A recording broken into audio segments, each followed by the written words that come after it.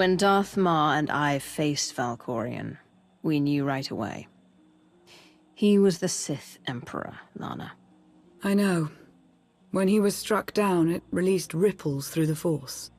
Everyone who had felt the Sith Emperor's presence in the past, on Ziost, on Yavin 4, we all sensed what had happened. Arkan invaded soon after, claiming that an Outlander had assassinated his father, the immortal Emperor. It didn't take long for us to unravel the truth. Which side did Arkan attack first? Both. Ships from the Eternal Fleet struck at shipyards and rallying points for both sides simultaneously. They favored ambush tactics throughout the war. Zakulan's sensor technology has far greater range than our own, and their ships can fly much further on less resources. Only vessels retrofitted with Isotope 5 could manage to outrun them. None could truly compete.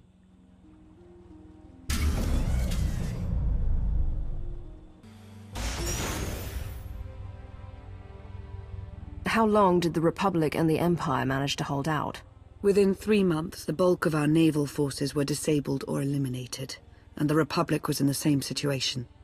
With naval superiority, Arkan's forces could begin choking off supply lines, trade, any ship travel at all. The Eternal Fleet seemed to be everywhere at once. Coruscant and Dromund Kaas were blockaded by the end of the first year.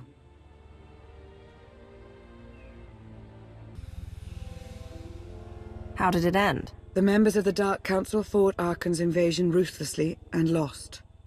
The Empire's treaty was ultimately negotiated by the Minister of Logistics. Chancellor Suresh also refused to discuss surrender, but the Republic's Senate managed to overrule her.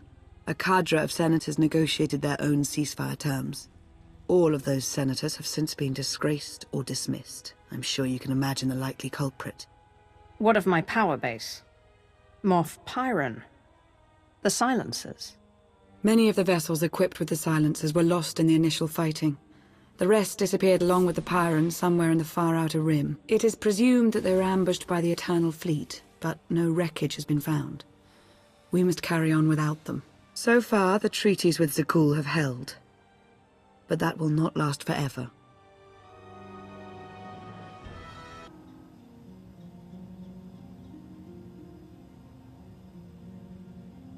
A freshwater spring. It should be safe for drinking.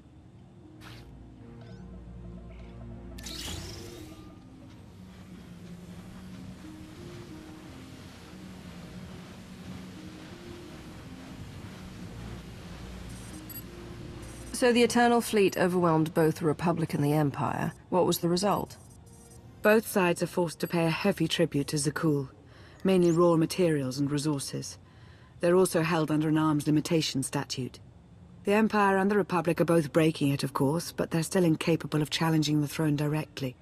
Who rules the Empire now? Darth Asina was the only Dark Council member left standing. All others died or disappeared in the chaos. Without opposition, she declared herself Empress of the Sith. And the Republic? Suresh remains in power, though she no longer holds the title of Chancellor. The Republic has limits to their ruler's terms, but her replacement is a mere puppet. Both sides see this only as an opportunity to eliminate one another at a time of weakness, instead of combining what strength they have.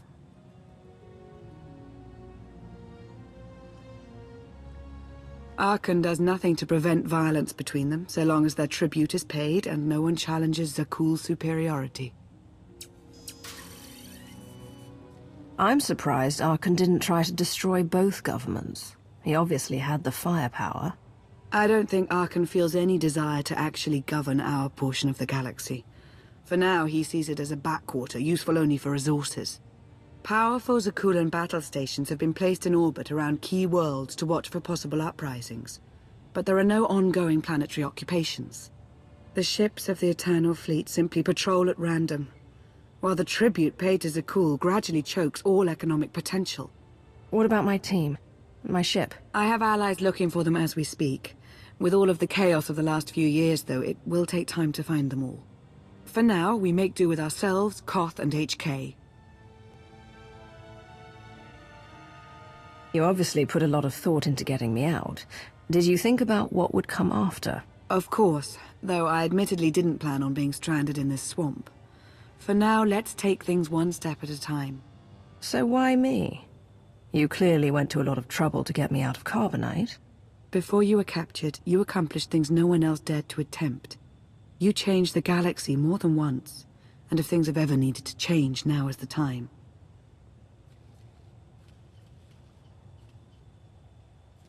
But there is something else. I've felt it since the moment I found you in Carbonite. There's a power in you. Something new. It's elusive, but I know it's there. I think you're right, Lana. I think the Emperor Valkorion is in my mind. What? After he died, there was a storm of energy. I barely even remember being thrown into the carbon freezing chamber. And then, while I was frozen, I saw things. Dreamed about him, about everything that happened while I was gone. It can't be. If he were controlling you, I'd know it. I certainly saw enough of it on Ziost. I don't think he's trying to control me. Not directly, anyway. He was trying to convince me to work with him. Whatever he's doing, we can be sure that he's always trying to deceive us somehow. I believe in you. And I appreciate your honesty. I'll remain watchful for any influence he might have over you. For the time being, though, we have no choice but to proceed. What about the others? They wouldn't understand. And like you said, we really don't know anything for sure yet. Let's keep the matter between us for now.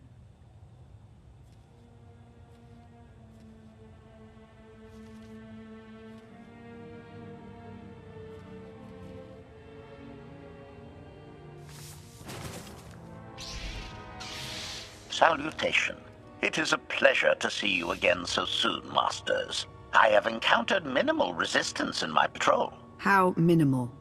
Reassurance. Only one Sky Trooper and 3 local predators with poor survival instincts. Our position appears to be secure at this time, but I would still advise caution on your return trip, Masters. Keep up the good work, HK. Appreciation. It will be my pleasure to do so, Master.